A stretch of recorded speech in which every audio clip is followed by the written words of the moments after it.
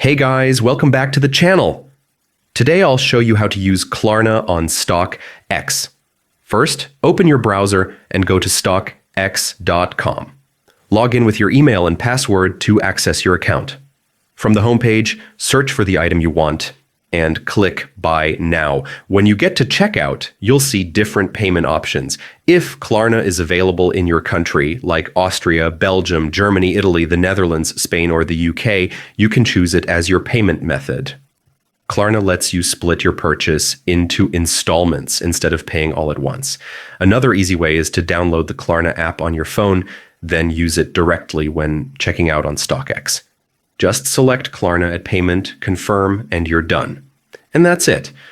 Using Klarna makes buying on StockX more flexible. If this video helped you, don't forget to like, subscribe, and hit the notification bell for more quick tutorials.